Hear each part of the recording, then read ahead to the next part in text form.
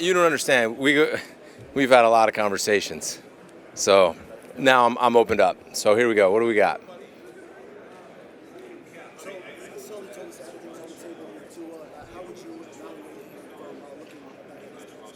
Well, just obviously playing against him when I was at Green Bay a year ago on Thanksgiving.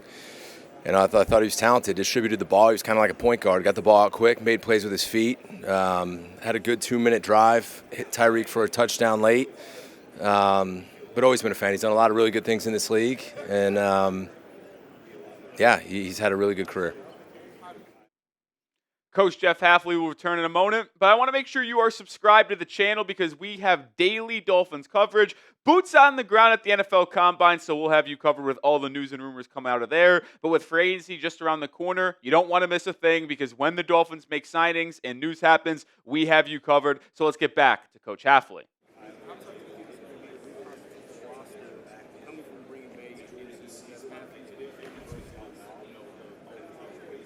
Well, I think, Sully and I have had a lot of really good conversations about that.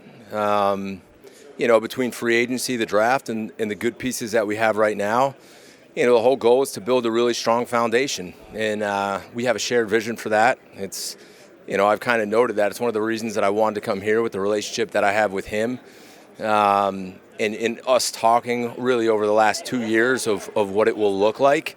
So I think it's exciting. And that would be the best way that I can describe it. Having a chance to kind of really build a strong foundation together with a shared vision. Some could look at it in certain ways. I look at it as really exciting.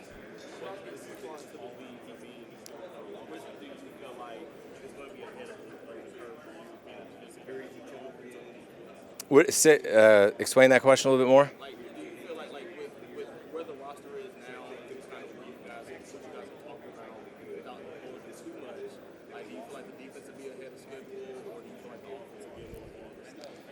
I think we'll find out once we start practicing OTAs. I think it's fair to say that this roster is going to look really different after the draft, right? We have 30 free agents right now. So as we go through this process, the roster is going to look a lot different. So once we get through OTAs, I think I'll have a better answer for you on that. It's too hard to tell right now.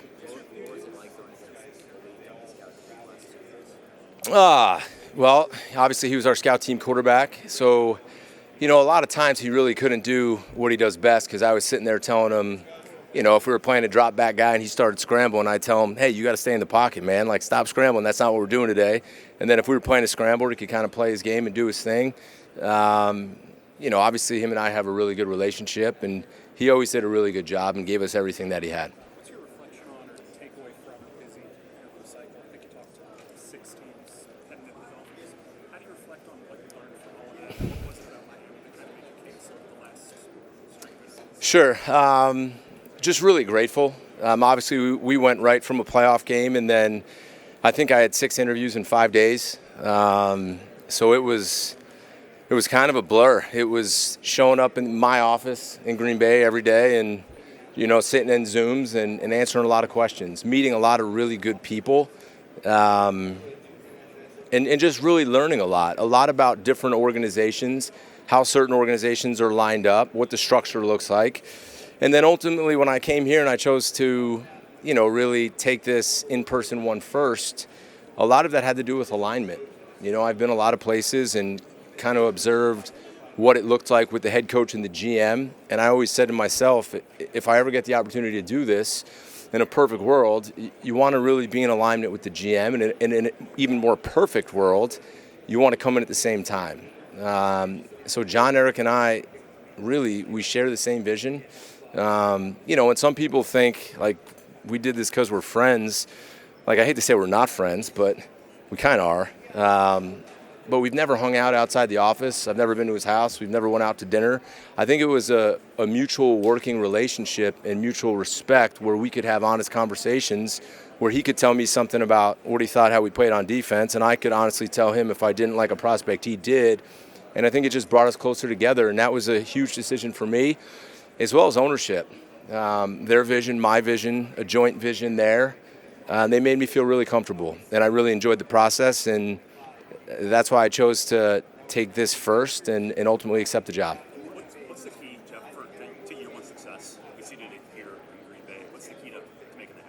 Well, I think it's going to be more about the process than anything else, and it's the same thing I would have said to you in Green Bay when I first took the job. Building the foundation the way we want, the play style that we want, bringing these guys together like we want. And to me, that will be the first success, and that's going to start in OTAs on April 6th. A lot of guys, it's a little different than Green Bay because a lot of the guys are here, or in Miami because it's a little warmer than in Green Bay, so they actually want to stay there in the offseason. So I've got a chance to meet a bunch of these guys already. And what will be exciting is bringing them together, going through free agency, going through the draft, and then just trying to bring them together and build the culture of what we want it to be. And I think that will be the beginning to having some success. And then certainly, look, at the end of the day, you guys know me. I'm competitive. I want to win in everything we do. So I'm not just going to go in and say it's a success because we played hard. I want to win. But it will be the start of the process.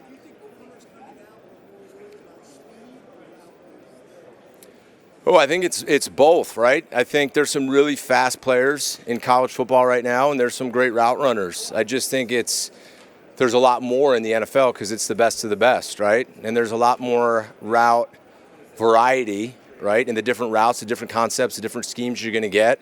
And it's just doing it over and over and over again. I think in college you get a great corner and he shuts a guy down for a play and you kind of take a deep breath and relax. If you do that in this league, you're done. So it's being able to do it over and over and over again and forget about what happened on the last play. No, unbelievable person. Great friend, highly intelligent, really good with the players. What he did with Jordan, all the extra time he put in with them, you could just see that it was going to happen sooner than later. And not surprised at all. And he'll have a really, really bright future, a guy who played the position, studied the game. I'll be rooting for him because he's one of the really good guys in this league. These Green Bay guys are aggressive. You guys see that? Sorry, after this, we're going to make a shift, or you guys are all going to get me. You guys are going to get me in trouble. So I'm sorry. We're going right over here next. Go. Jeff, has Jonathan talked to you at all about what you had there and what you did, and how is he similar or different to the way you made things? The only thing Jonathan Gannon and I talked about was whether he was going to buy my house, and I haven't heard back from him on it yet, so I'm beginning to be a little bit disappointed in him. What are you willing to pay for it? Well, Coach Gannon does. I think the biggest thing is I talked to Matt and Goody and kind of gave them, before I left, my feel on all the players because they asked me to sit down with them. But if Gannon does want to call me up or any of those guys do, I'll be happy to talk. You guys know I love those players, and I love Matt. So whatever I can do in the little time that I have, I'll be happy to help them. How do you work with John Eric in that regard, and what kind of roster you'll have, and what success looks like in 2024? Just constant conversation, and I kind of answered that about success already. Just constant conversation, communication, making sure him and I are on the same page. And I think, there's a lot of roster questions right now, and we've got work to do. How do I evaluate them and edge rushers? Yeah, the edge rusher position right now, we need to fill those. We need to fill that room up. There's not many left on the roster right now, so not many to evaluate. So we have to obviously add some depth there. But there's some good pieces in place that I'm really excited to work with. And the same with quarterbacks. There's some guys that have played football. There's some youth there, obviously. So excited to have those guys compete as well. When it comes to the defensive front, would you prefer 4-3 type defenders or 3-4, some combination? I like them all. I think having variation is so important. You might say we're going to be a 4-3 defense, which we'll base at a 4-3, but I'd like to get in the 4-3 structures and 3-4 structures all out of the same personnel grouping. So I'm not subbing and you're saying, no, now he's in 3-4, subbing back, now they're in 4-3. I think front variation is huge and having the ability to be multiple. At the same time, I think it's really important to find out who we end up with on this roster and figure out what we do best. And then it will be my job to put that scheme in place. I have a lot of good ideas.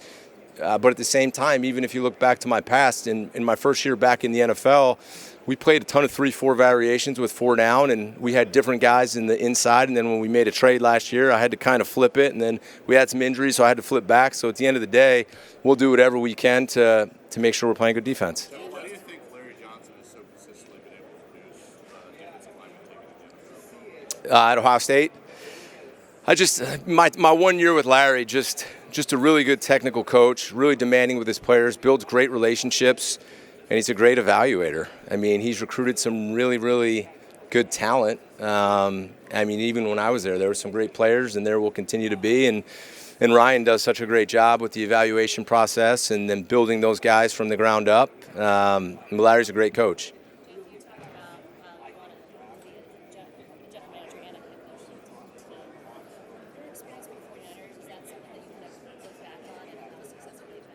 Yes, absolutely. And that actually I've been thinking about a lot lately. The question was about San Francisco and seeing the alignment there. When I got there, it was Kyle's first year. It was obviously John was a new GM and Kyle, and they were coming in together. And I thought that alignment was really strong. And now what people forget, we started off 0-9, but they built it the right way. And they built a really strong foundation, and it just slowly the improvement, where then 3 years later they went to the Super Bowl. But just watching them all work together, whether it was in football meetings or whether it was the draft process, 2 phenomenal human beings who are really good at what they do, who are lined up together, who weren't afraid to have hard conversations and disagree, but at the end of the day had each other's back. And that's, I think, one of the huge reasons why they've had success, but 100% yes. Hold on, so can I get someone else just because I want to kind of be fair? Yeah, Bobby and I were together in San Francisco. Bobby was a defensive quality control coach with me, and we spent a lot of time together. Highly intelligent, really knows football, both sides of the ball. You know the story. Kyle took him on offense and trained him with the pedigree to run his system. Had success in Houston. Him and I kept in touch, interviewed a bunch of guys, and Bobby hit a home run. I trust him as a person, which is huge for me as a developer, because as we build this foundation, we're going to have to develop players. Like, I think that's the thing that people forget. This is about developing whoever we come out of this draft with, right? I think he's unbelievable with that, and I love his scheme.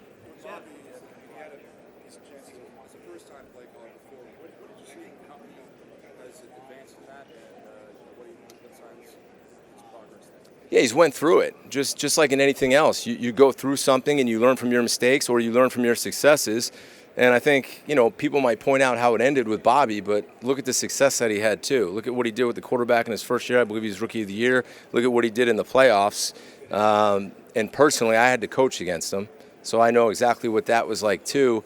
And then over the last year, being back in Miami, picking up some new ideas and just going through his thoughts, and you can see the growth he's had from that time, which excites me. How do you project how the plan to address glaring needs in the secondary and on the offensive line? Say that again? The plan to address glaring needs on the offensive line and the secondary with limited cap. Yeah, I think those are like all our needs right now. Again, anytime you have 30 free agents, I mean, there's going to be needs across the board. It's get the best players we can with the right mindset, who are great people, and then we got to develop them and coach them. I mean, that's just going to be the key to this whole entire thing, which kind of excites me.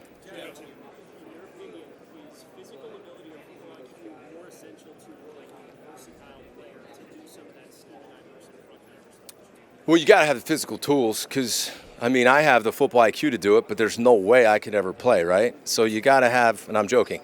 Well, no, I really don't have I'm kind of not joking, but you have to have the physical tools to have the ability to play, right? Then to play multiple positions is hard. I mean, even what we asked some guys to do in Green Bay to move around, as I watch the tape, there's times when we might have overdone that a little bit, and then there's other guys who no problem. So you do need the football IQ, especially if you're going to ask somebody to do it early in their career. It's probably easier to do it later as they get older and they have more experience at one position. But you don't want to take somebody early and spread them too thin, because then they're not going to be good at anything. Jeff, when you talk about player development is there a position in the draft or partial to just think they come a little bit more ready? I think it depends on the individual, to be honest with you. Just in my experience, I could tell you one position, but then I started to think about it, and a guy came in and was able to do it. I just think it all depends on the individual.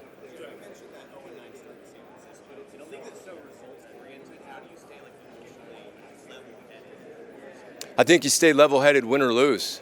I mean, I think that's probably the biggest thing that I take pride in. Whether we won a game, whether we lost a game, shame on me if I didn't come in the same exact way. Because if you believe in the process and you believe in everything that you're doing and you believe in the players you have and you believe in the coaches you have, then you got to just stick with it, no matter the situation. Because the moment I start to go one way or the other or waver or change, everyone else is going to do the same thing, and that can't happen. So sadly, I've been in those situations, and I'd be able to hold the room together. I hope not to be in that situation again, but I think it's prepared me for wins and losses to be the same guy and to stick with the people you believe in, the process that you believe in. Faith in coaches. I'm curious what you saw with Kevin. Obviously, took a lot of criticism from Philadelphia. Obviously, fans don't have insight into what you guys are doing. The crazy amount of hours working. What people think With Patullo? Yeah, I mean, when I interviewed him, I was blown away. The knowledge that he has, the football experience that he has, what he did for that entire organization. Don't forget, he won a Super Bowl. And behind the scenes, what he did with that offense and with that whole team and listening to him talk and his football knowledge, and not just about offense, but about game management, about situational football. I got off the Zoom and I said to Bobby, I said, we got to try to hire this guy. And he had other opportunities and other options. I think he's going to be a huge asset to what we do. And I think often it's unfair to judge anybody off of one single year. Example of that, of when you say, like the football details, the IQs, do you have an example? Sometimes it makes it easier. Yeah, we'll keep those as examples for right now to me.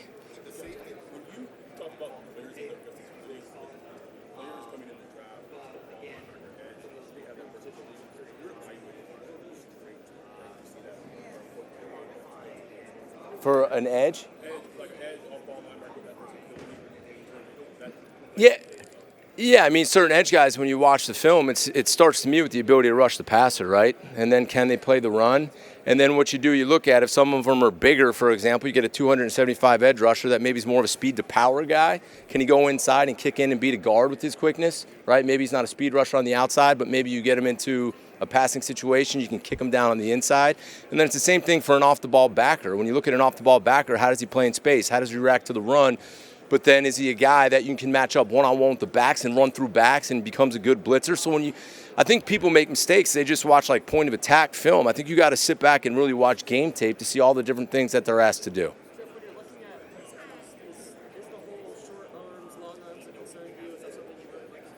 With some guys it is. Some guys with short arms, I mean, they kind of get eaten up. But some guys are so quick where they can get their hands inside first and still disengage. So in an ideal world, would you love to have a guy with long arms? Yeah, absolutely. But I think there's other guys that have short arms and that are really good edge rushers or really good inside. But it is definitely a conversation at all positions. It's the same thing with a 5'9" corner. If you have a 5'9" corner with 33-inch arms and all of a sudden he's beat but he can reach, it makes him a lot taller than he is if he's a 5'9" corner with 28-inch arms, right? If you get a 6'1" corner with short arms, the analytics of it kind of all adds up. But good question.